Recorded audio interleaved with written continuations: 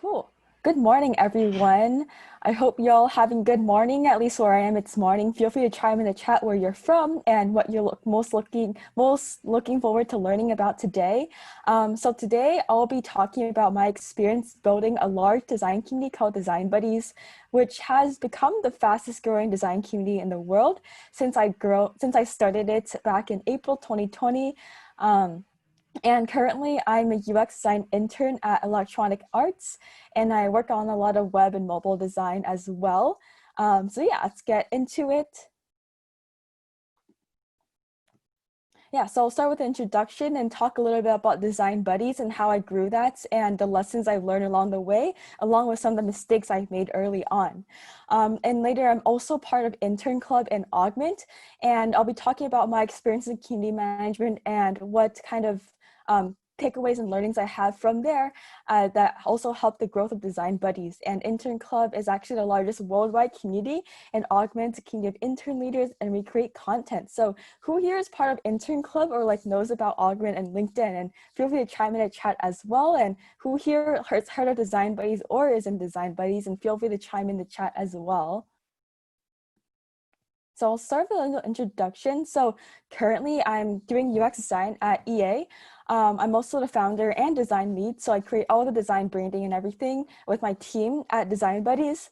I'm also design lead at Augment. So I manage a team of other design mentors and content creators. I'm also a community admin of Intern Club, and I help coordinate events and monitor the Slack channel. I'm also a computer science and engineering student at Santa Clara University in the SF Bay area. And I was born and raised in California, and outside of community building and design and school, I have a bunch of random side hustles I really enjoy doing, like having an art business. I used to table at anime conventions, and I do social media and blogging. And so I'll start off with some of my journey, because before I felt like I was kind of introverted and I was kind of afraid of talking to people until October 2019. So during this time, I went to the Grace Hopper conference, and feel free to let me know in the chat if you've been to Grace Hopper conference as well. And just a day before the first day, I randomly planned a meetup. I made a Facebook event, posted it in the main Grace Hopper conference Facebook group, and 400 people RSVP'd to that overnight. We decided to go to Disney Springs and have a restaurant, and we, like, all 100 people showed up at the restaurant. We took up the whole restaurant, and it's all 100 people I've met on the internet, never met in real life, from all over the world as well. Not just the United States, but we had friends from Africa, from Europe, from Australia, which is super cool that one night that people just randomly came to my meetup without any much context except with the Grace Hopper meetup. So that was so much fun that I decided to do that again and again every single week when I came back to California from Florida. And so I'm part of this Facebook group called Subtle Asians Bay Area. It's spin off from this popular meme group called Subtle Asian Traits. And I'm also friends with local artists from my experience tabling at anime conventions. So I started creating Facebook events and hosting local coffee shop work sessions just to get to know other people and chat. And I've met hundreds and hundreds of people on the internet through Facebook groups along the way. It kind of helped me break out of my comfort zone and talking to new people. And later it led to Design Buddies and online community building. Right now, I'm kind of taking the things I've learned from really understanding what people want and need from like meetups and events and community building, and took my learnings into creating Design Buddies and also being part of Intern Club and Augment. And so for Design Buddies, and before I create Design Buddies, I started with a problem. I felt like there's not really any inclusive design community online without people feeling open to talking or asking questions, being judged. Like, I felt really afraid of talking in other design communities because I felt like everyone was an expert. And for me, a little story, I felt like an underdog in design because my major was actually bioengineering and computer engineering in school. And I was always curious about UX and product design, but really intimidated away from asking about it because I felt like everyone else in that field went to a formal design school or at least went to a boot camp, and I didn't have any of that. So I felt unqualified. I just didn't feel like it was really inclusive, and I didn't feel comfortable talking in them. Also, I started my design journey back in October 2019 as well, and I tried applying to internships starting 2020, and I was ghosted by most design internship applications. So because I was also really new to the field and didn't really have any connections, so I also like really want to make these connections. So I kind of took these two problems and later used these to create design buddies, because I realized that a lot of people in design buddies also come from similar backgrounds in the sense that they didn't study design and they wanted to break into the industry, but they also didn't go to like a school where they had a design program or have had mentors to support them so they can get connected with. So design buddies helps them connect with mentors online. So I kind of used myself as a persona, and apparently a lot of people related with me, and I took the problems I faced to create design buddies. And so Design Buddies is an inclusive community for anyone interested in design, like whatever background you come from, to participate and share resources and events, and everything is free as well. So it's student friendly. Currently, well, before we started as 90% students back around the first month, we created Design Buddies, and now we've expanded to more professionals. Like more and more professionals have been joining. I actually invited my whole team, my whole design team at EA is in there as well. A bunch of EA employees are in there because I plugged this at my intern fair, so they're all in there, and some of them are mentors there as well. And people have been retweeting about us, and that's how we've grown. And the Discord design team is also in there because someone retweeted us on Twitter, and they've really enjoyed it in there. And since then, we've grown to almost 6,000 members since April 2020, which has been super fun and crazy because I just wanted the community I just want to create a community to connect people together, and they expect it to grow, but I'm really happy that it did. And you can join on the link below. I'll also share it again in my last slide, and you can check us out on the web at designbuddies.community. And our logo is a little bunny because we're design buddies, aka design bunnies. So our mascot is a bunny, and we have like bunny themed terminology in our server for our fun, playful branding aligned to bunnies, because buddies sound like bunnies. And this is a random idea I thought of on the run, and it went really well, so I just stuck with it for the whole server. And so for community growth, which is our first pillar we're focusing on for our first few months of our roadmap, we want to fulfill a community need by being different. I did a lot of user and market research and looking at different communities online, design communities, and found that they weren't that active, or they were just like, didn't have enough channels, or they were just like kind of a lot of not that much conversations going on. I kind of took these and tried to like implement fixes and changes to them for design buddies, which lead to our growth. And we stand out because we appeal to students and anyone interested in learning design, or professionals looking to connect with other professionals. So we really try to be inclusive and diverse, and we have this by having specific channels. Like whenever anyone wants a channel, like even we have specific ones like enterprise UX, game UX, we create it, and then people like they ended up to be really popular because people love these niche communities. And we have over 50 channels in Design Buddies, but we always just like, all of them are active, so we don't get rid of them. If a channel does become inactive, then we archive it, but if people want it back, then we bring it back. So it's all about listening to the user and having well-moderated community to help it grow and people to retain and stay in that community as well. And we've grown a lot, mostly through organic growth. Like people share about us on their social media as well, and we do this by having a lot of events. And we have events, so sometimes oftentimes they will post their takeaways on LinkedIn and tag us and tag the link below, and so that's where a lot of our traffic is coming from. And a lot of people also retweet us on Twitter, and that's how a lot of people, including the Discord designers on the Discord team itself, found us. And then I'm always listening to feedback and really just trying to create a product and community that really taps in or really satisfies what the user needs or what the community needs as well. And I use this by using both qualitative and quantitative feedback, kind of balancing that. And I have one-on-one chats with people. They're called fluffle chats because fluffle is kind of it's a term used to describe a group of bunnies. So we just have that and just have a fluffle role because it just sounds more interesting and playful. So we have fluffle chats. We also survey a community a lot just to collect some data, which we can later present to potential investors or sponsors as well, just to show the kind of metrics we have in both the qualitative and quantitative perspective. And later on our roadmap, we are planning to do focus groups, which are taking the top 50 active people and really understanding what their motivations are with Design Buddies, what they come to Design Buddies for, what they associate us for, and what they would love to see, and kind of like having a focus group / ambassadors to help get further feedback and creating features that will help the community, design community overall. And also we like to talk about what we're doing in the future to keep members excited as well. And I chose to build this community over Discord instead of Slack because I've seen a lot of communities on Slack. They're like super active in the beginning, but they kind of die off after some time and it becomes a pool of advertisements. And also Discord, it's like a live chat. So it's people feel more like ready to jump in the conversation, which is as Slack, everything's kind of nested in threads and sometimes it feels too much like work. So it's like people feel less open to talking because it feels more formal. But Slack is great for work purposes. But for community building, I feel like Discord really helps me along the way. And also there's no 10,000 message limit barrier because we would reach that limit in 2 or 3 days. And yeah, I just have a long list of why I chose Discord over Slack. Feel free to chime in the chat if you're interested in learning more as well. And let me know if you prefer Discord or Slack.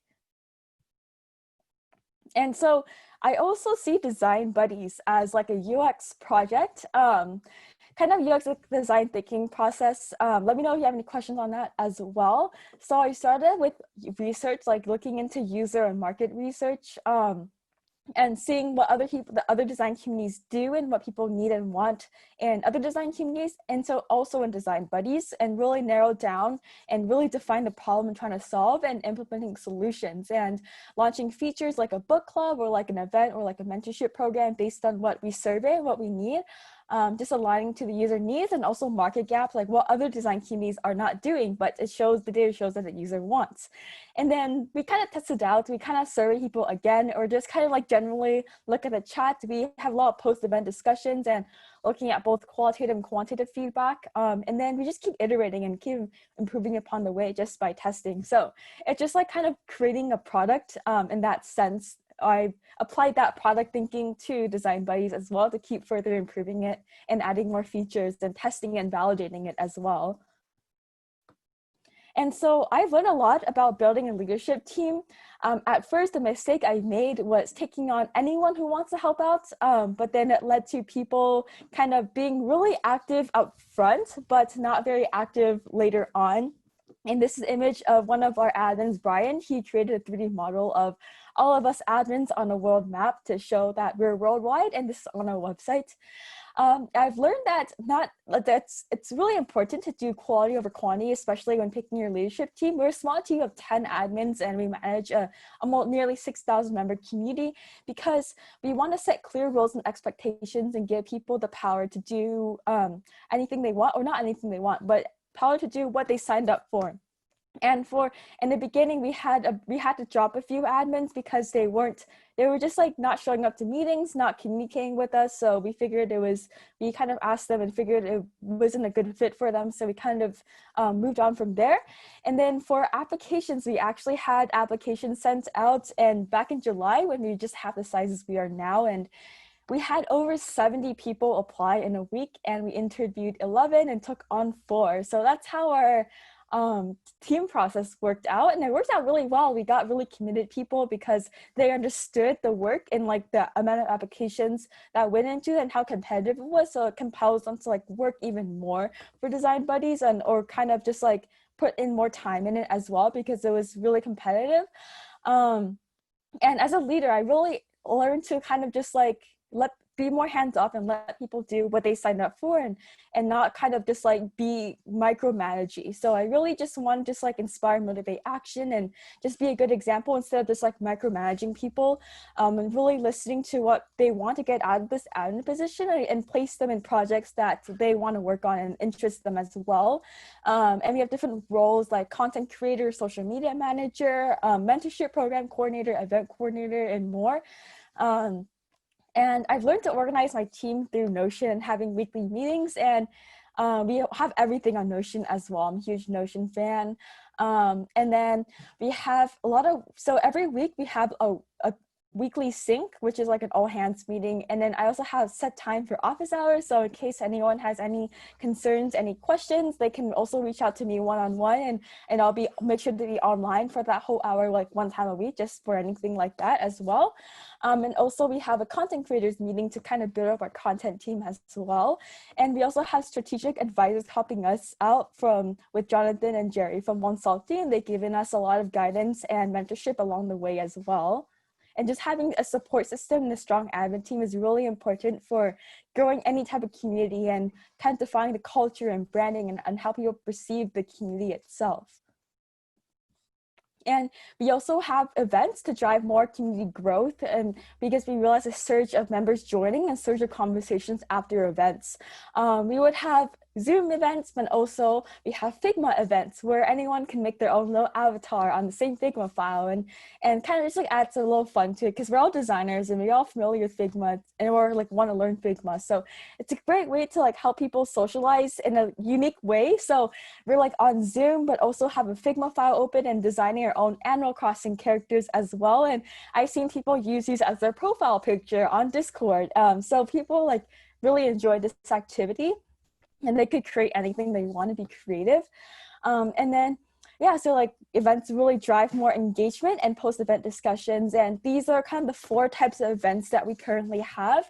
We noticed that AMAs do very well, and they're both really valuable to the speaker and the audience, because the speaker doesn't really have to do much to prepare, and the audience can ask them any question and then get the answers they want to learn from the speaker itself.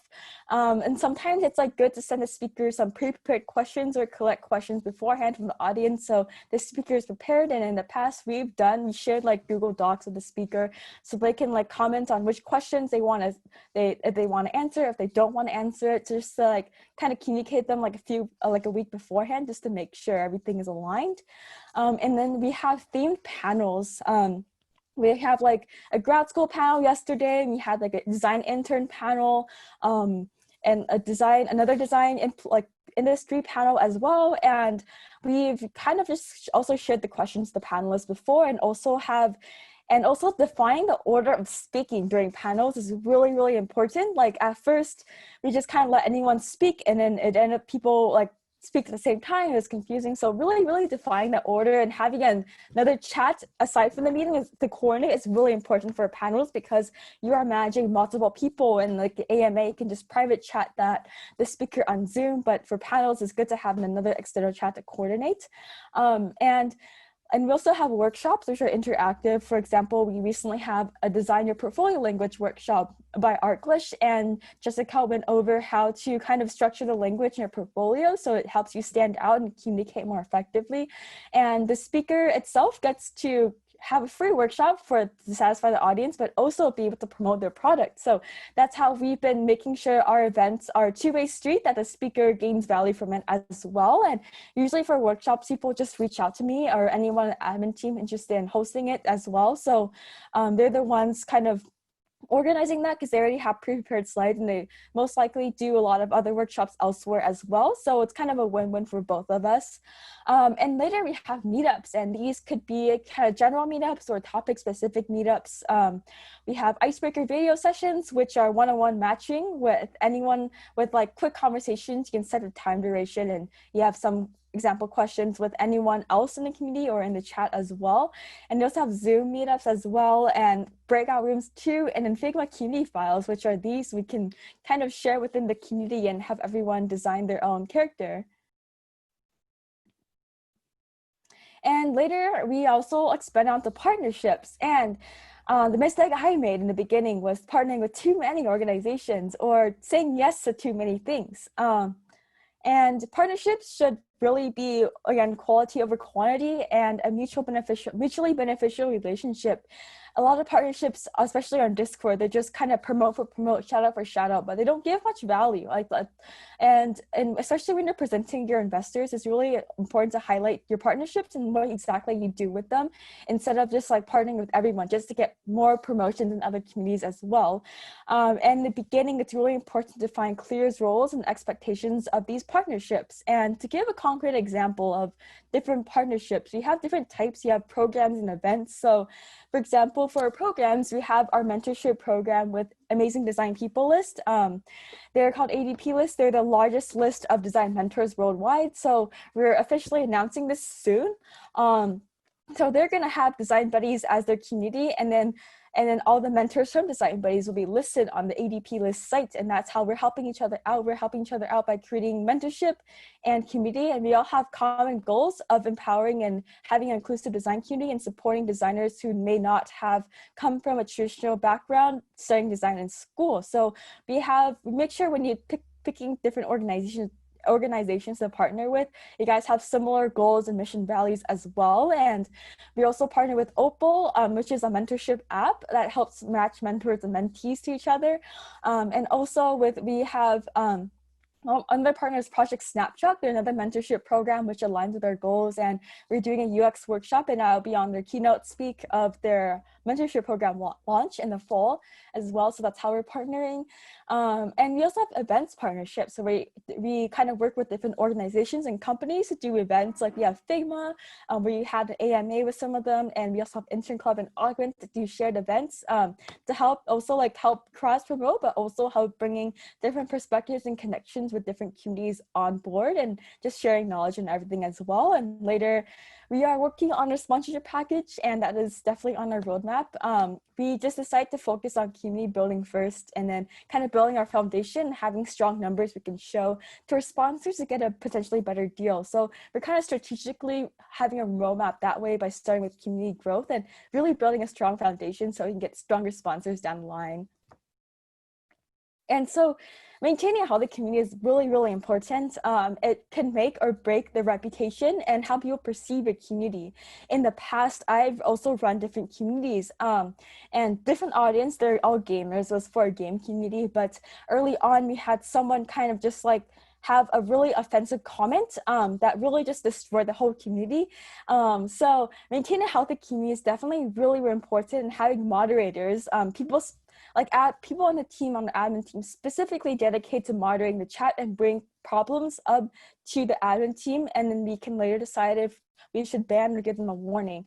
And definitely setting clear rules, like expectations at the beginning. Later in my demo or kind of my tour through design buddies, I'll show how I've had the rules set in the beginning and making sure everyone reads the rules and understands. Also, I mentioned quoting, calling out, because sometimes like I've had experience sometimes, like especially on Discord when people are more anonymous, but usually people are nice, but sometimes people come in to kind of vent about their day and kind of ruin the whole flow with the overall conversation. They kind of go and interrupt and kind of vent about their day. And so I kind of just, on Discord, you can quote them. So quoting is a form of replying, but in a public setting. So I would say like, hey, thanks for sharing, but there's other communities for this. You shouldn't do this here.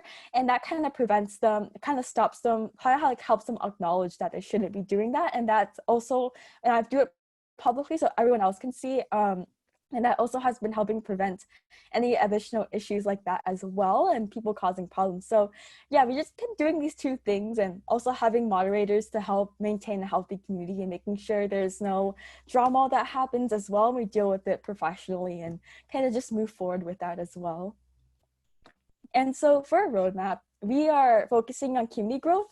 We really want to build a strong foundation, and we're doing this by doing events, having social media, community management, having a strong community manager to kind of moderate the community as well. And also like we're working on exclusive content for the community, really up and coming soon. So motivate people to join and have more discussions within the community.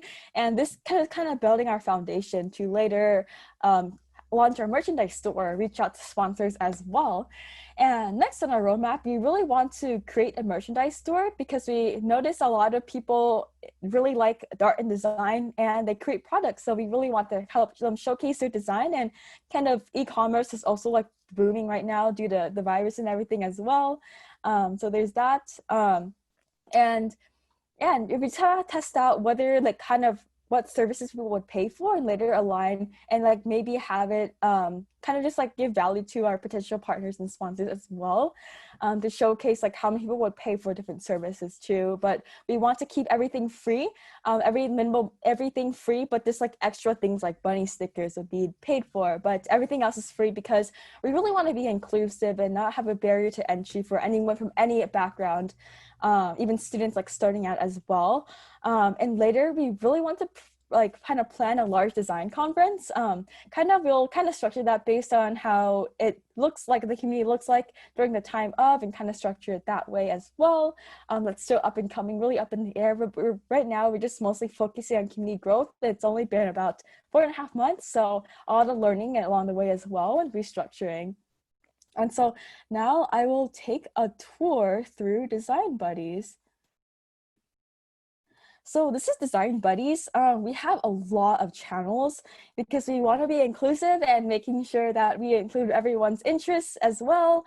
And so we have a little welcome screen, and once users come by, when people join, they can get tagged and then be directed to about and links, and then get a role and then introduce. And so there's a lot of things that go on here, but this is kind of like a main section. We just have to get involved because that's like one of the FAQs, ways you can get involved, and kind of about and links. We have rules, like specific rules for each channels, and making sure we abide by Discord terms of service. We also have announcements. And I like to add a little graphic because we noticed that adding a graphic gets more reactions to it, and just like outlining our announcements this way as well. And every week we have an @everyone ping, but we only do this once a week because we realize some people are more sensitive to that, especially we're pinging nearly 6,000 people. So we use that only for announcements. I noticed some servers that do @everyone pretty often, but it prompts people to leave. So I've learned that Discord etiquette is to use @everyone sparingly. It's when I have my long list of weekly announcements. After our weekly admin sync on Sunday, that's when I do this, and I kind of compile a list of banners I design. I design all the banners too, into our weekly announcements. And then for role assignment, this is kind of like the thing that users will be directed to. And so for role assignments, we have different design roles. To be inclusive of all designers or anyone interested in design, we have all these people can react, and these will become their roles, like they'll get assigned to it as well. And then we also have ping roles, like consented ping. So like, let's say you have a virtual meetup, we don't want to ping @everyone, but we also want to let people know who are interested, so people will react with a star to get consented pings. And we also have experience roles, so people can it's just like design roles where people can describe themselves, and continent roles where people can tell us where they're from. And later, these are also used for our metrics. It's our little way of collecting some stats of our server. We know we have a 2-to-1 ratio of students to professionals, which has been cool because before we started with just mostly students, like 90% students. So we've been getting more professionals as well. And also another feature we have unique to Design Buddies is engagement pods. We noticed that a lot of other design communities don't like self-promotion, but I'm also a content creator and I love supporting other content creators, and I want to give people space to do so as well. And some people are more sensitive to promotion, so we have consented roles as well, so people can react to get access to our engagement pod channels. And I see some people in the chat. So Harshili asked, did it not become a color in Discord only thing? Oh yeah, so threads does help a lot. However, I feel like threads are great for a work setting and also for some communities. It just depends, and no threads make it more seem like a live chat so people can chime in anytime. Threads have everything nested, so threads are great, but it kind of stops having a live chat happening as well, and kind of just like people feel more intimidated to jump into conversations instead. That's what I kind of noticed by being in a lot of Slack and Discord communities.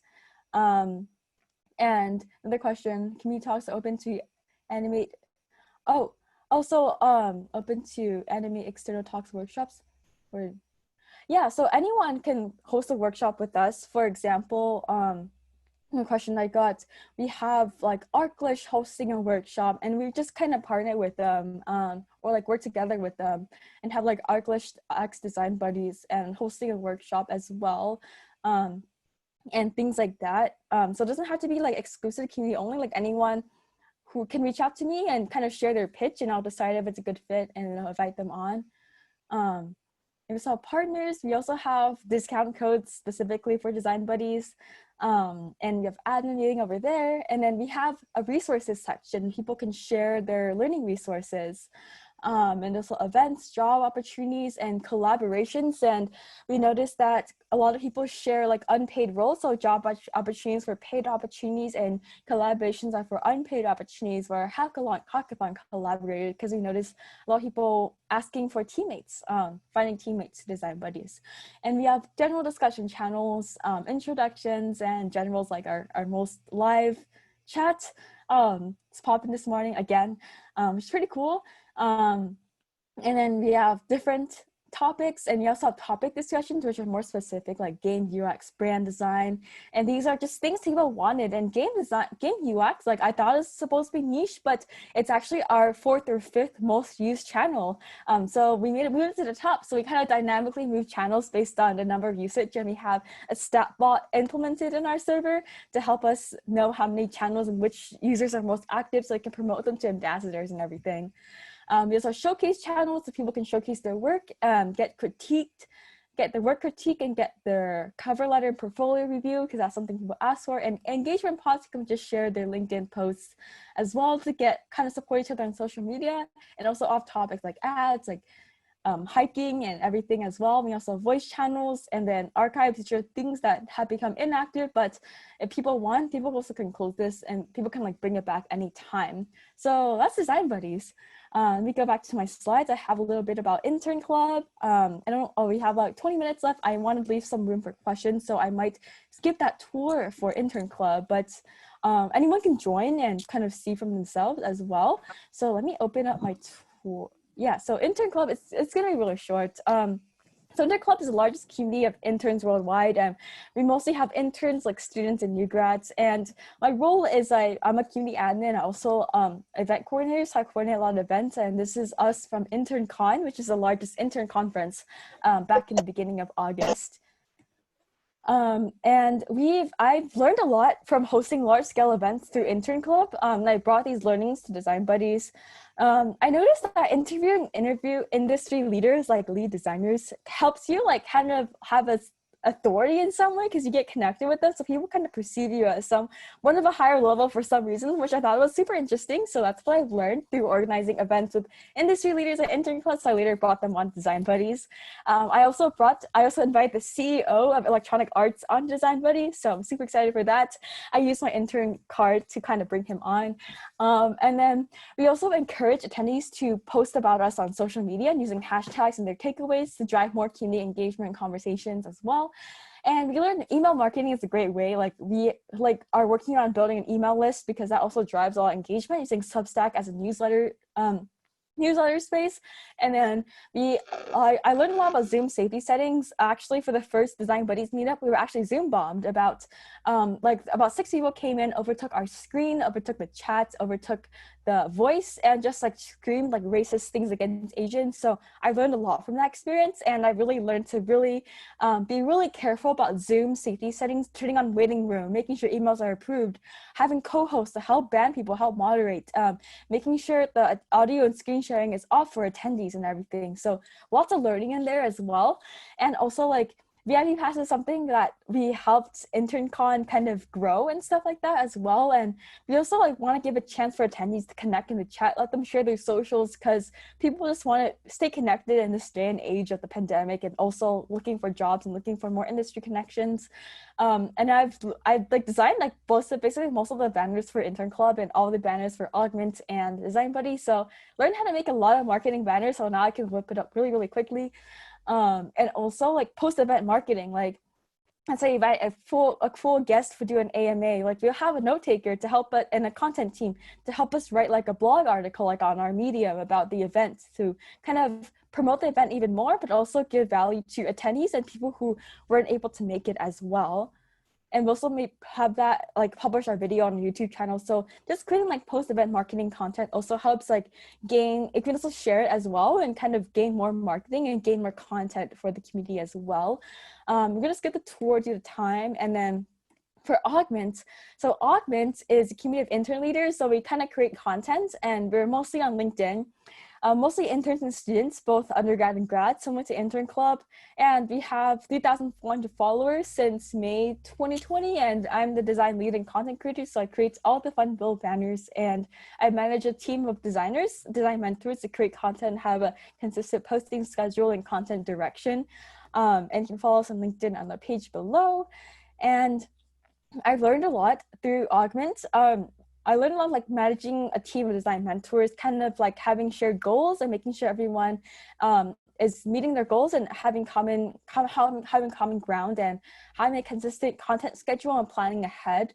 And also LinkedIn strategies. We realized that in the first hour of posting something on LinkedIn, it's good to have people interact and like and comment on it to bump up the algorithm. That's how the LinkedIn algorithm works. So we have engagement pods to support each other's content and have it shown to more people, get more views and likes and more connections on LinkedIn to up our LinkedIn game as well. And different post structures, we realized that using more than 3 hashtags and inserting links on LinkedIn posts doesn't like the algorithm doesn't like it that much. So we learned to like share links in the comments and don't use more than 3 hashtags and different things like that. I learned from algorithm that I should be doing on LinkedIn to kind of help the algorithm push your content to more people. I've also done a few live events and really learned to engage in the chat, how people like hashtag, make people comment on LinkedIn.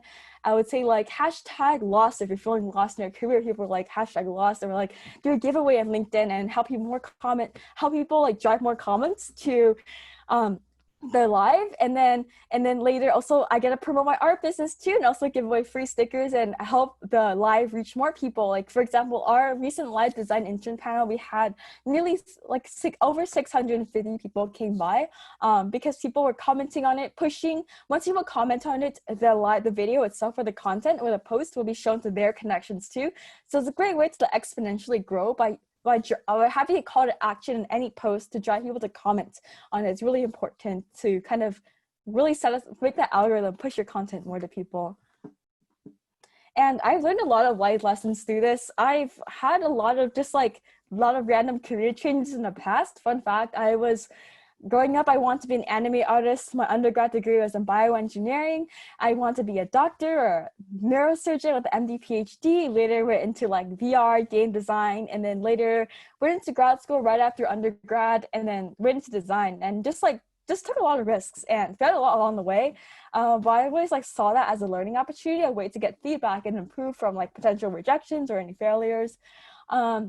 I've also had a lot of people telling me I shouldn't be doing something, or like I had a professor in bioengineering kind of just like having an hour-long conversation with me, telling about how I shouldn't do design. And I had people like in design or people who were in design buddies kind of tell me like, oh, you're just a student, like how are you having the authority to have a design community even when you barely have enough experience? Like there will always like be people out there who, no matter like how whole or not how like chill or like how much you want to help people, there are always the people who are just like either jealous or just kind of like questioning you. But it's not your job to like please everyone. So I just like I just didn't listen to them. Like they were just like, you're just a student, like how are you like creating this community, like where's your authority? And so I just didn't listen to them because I'm just like, their opinion doesn't matter, because I know like I've basically just like kind of created the community because I understand the target demographic, because I personally am the target demographic. So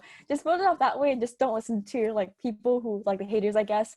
And yeah, and also like balance is really essential for long-term success. Like it's like easy to like get involved in so many things, but it was like always also like I'll make time to like do something that makes me happy every day. And I learned the hard way. I burnt out really badly in undergrad when I was studying too much for being pre-med and everything as well. So really just make sure you're scheduling time in your day to do something that makes you happy, whether it's like talking with a friend, working on an art project, watching Netflix, or anything that floats your boat. So that's really important lesson I've learned the hard way, even though it seems obvious, but it's like really easy to like forget about those small things. And yeah, thank you for listening to our presentation. I'll be taking any questions and answers now, and feel free to connect with me on any of my social medias. And this is some of the boba bunnies I made in Figma just for fun. I wish just answered this on my last slide because I just like boba bunnies. We're actually supposed to host a boba crawl, like a boba scavenger hunt. This is our part of our banner for that, but the virus shut us down, so we couldn't do that. But I still have the banner. And yeah, so I'll be taking any questions now. Well, thank you so much for taking the time and making these amazingly designed slides with such great content. I think a lot of the students can feel related with the credential side, like people asking you, why are you organizing X or Y if you're just a student? Yeah. Well, while we wait for more questions and people from chat, so something that happens a lot with online communities is that they can rapidly grow, and that can affect the how you identify people within your community. So, for example, when you're starting, probably you know the names of everyone within your community, and as it grows, you probably just start calling them. I know, for example, in Twitch, they call them my Twitch chat. How did that happen within your community, and how did you? Can you tell us a little bit more about that process of getting your community scaling up?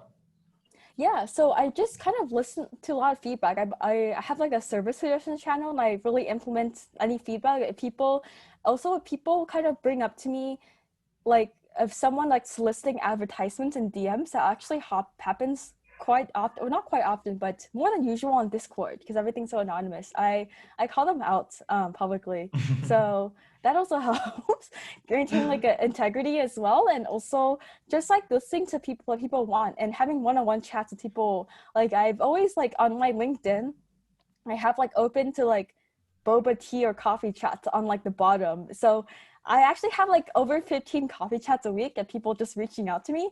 And oftentimes they found me through Design Buddies. So I just like chat one-on-one with them, get to know them, get to know their story, get to know their intentions of joining Design Buddies and how Design Buddies can meet their goals and what they associate Design Buddies with. And just getting that one-on-one direct feedback is also really helpful. And just kind of creating programs and events, satisfying the different audiences in our community is also really important. Awesome. We have a question from Harshil. Mm-hmm. Um, what kind of moderation tools are you using on Discord? Are there any favorite tools you use with Discord which helps with moderation and managing the server? Yeah, so I like Carobot. Carobot helps you ban people without them having to be in the server because sometimes on Discord it's interesting. People just trolls would join and then like randomly spam and like fill up the whole chat and then leave the server. And on Discord itself, you can't ban them unless they're in the server. So Carobot helps you ban them via Discord ID, which just happens super helpful. And NuggetBot is another bot that assigns roles to people. So I can automate that process so I don't have to assign them manually because I can't assign all 6,000 roles. And then I guess moderation, we mostly just have Carobot and community managers that help us kind of like look at the conversation and determine whether we need to ban this and bring up issues. And we also just kind of open up, like be like our admins are also really active in the chat as well and also really involved in community, and also having them like talk so people feel comfortable reaching out to us in case problems arise, because we definitely had issues where people solicited in DMs, made them like pay for something. We're kind of sketchy about startup ideas. So we just make sure to like be really transparent. And if something happens, I would just say in a general channel, like, hey, just a reminder, if you kind of solicit in DMs, you will be banned. Just things like that, but not, and they really be really vague about the names. Just like kind of saying like reminders like that also help people kind of stay on track and everything as well.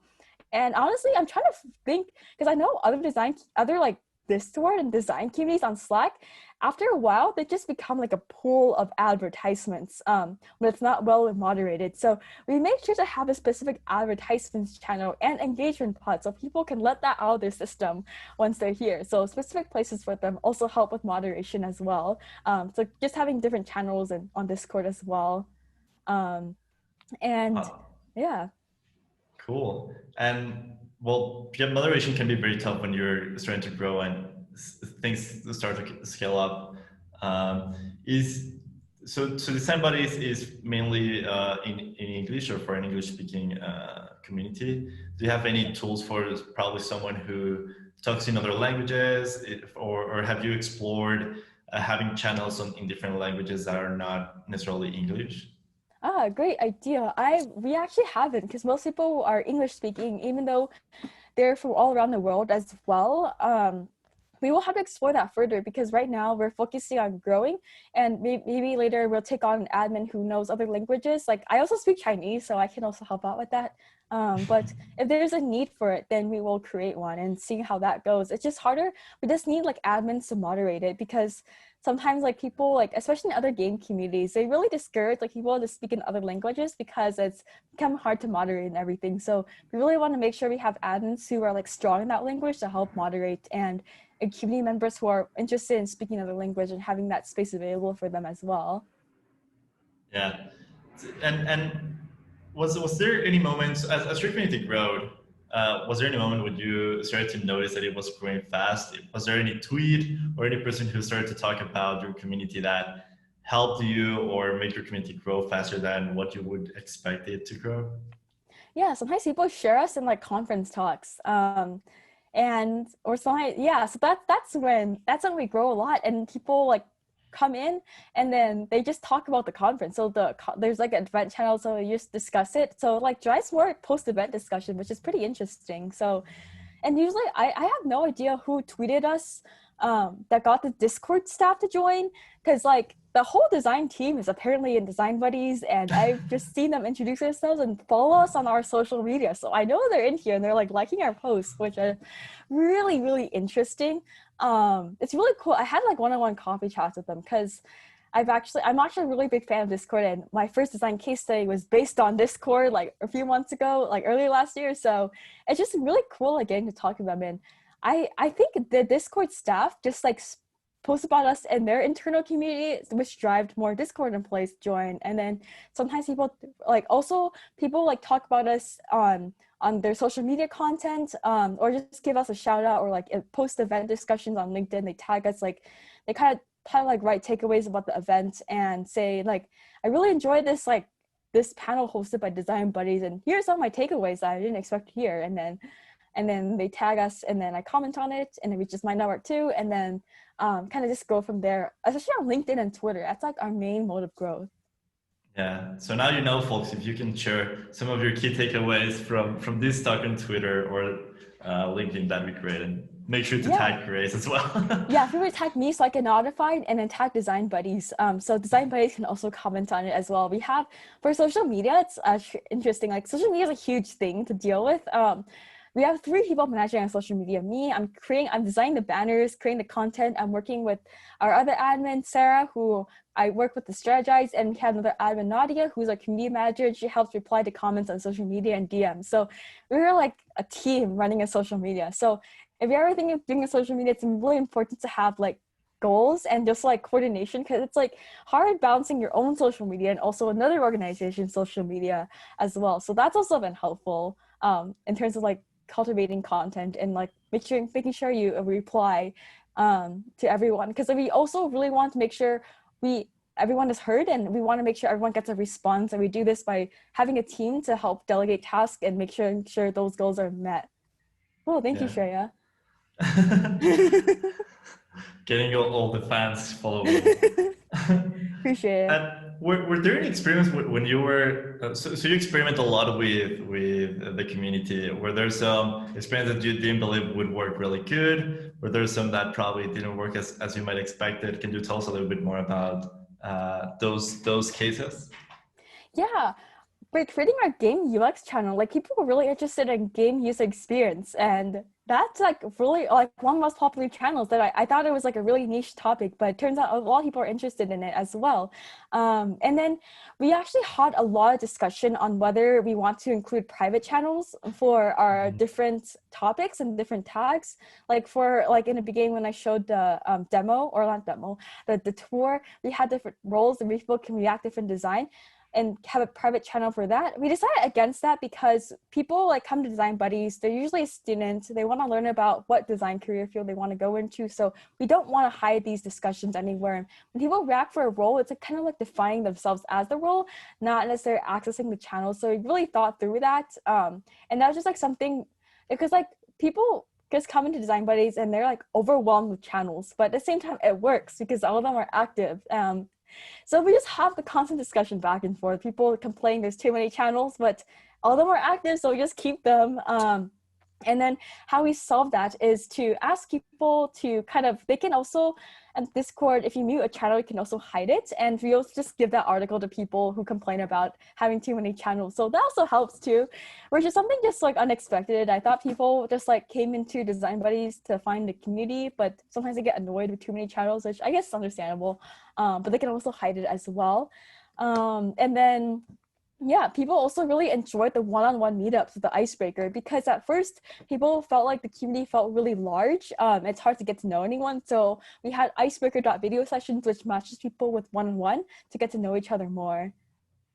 And it should be super funny. We had that for a conference this weekend, and Oh, one-on-one and nice. networking is always something super fun to get to know people you probably didn't know before. Yeah, I Um, can match with anyone random. It's just like you never know. yeah. It's like surprise every time. How did you, going back to the topic about channels, when did you select that you need to create a new channel for a particular topic? Have you closed any channel when you see that there is not so much interaction? How does that dynamic work? Yeah. So at first, when Design Buddy started, I just thought of what people needed. I thought resources, discussion, showcase, and off topic for fun, like games and stuff. So I started with those, and then we kind of just like expanded based on what discussions we see. Like for example, for job opportunities, we know it's a lot of people post a lot of unpaid opportunities, so we have collaborations for that. And then people just request like enough, like more than like 5 people request a channel like game UX, and we create it and see how it's like. And like we have enterprise UX, and if people request it, then we create it and then we test it out and we see how much people engage in it. And then we later decide if we want to keep it or archive it, but we can also bring it back if people want. So we never delete channels, just move it to the bottom where people can hide. Um, and then, yeah, so we just kind of just create that. And then for other channels that didn't work well, which is finance advice, apparently that was, we kind of merged that with life advice, our other channel. I guess I can share, I guess, or maybe I can just talk through. Yeah, so we have life advice and we just like merged it with finance advice and archive finance advice. So we just kind of just like see what conversations happen and then decide accordingly and test it out and then later archive if it's not that active. And so people like who are talking about a topic are happy that they have a community for that as well. And people who are annoyed at having too many channels, they can always mute it and hide it to satisfy to try to satisfy as many people as we can. Yeah, there's so keeping energy within channels can be kind of tough if the community is not very active in those channels. I think we have reached the end of our amazing webinar. Thank you, Grace, so much for joining us and for taking the time to make this beautiful presentation. So happy.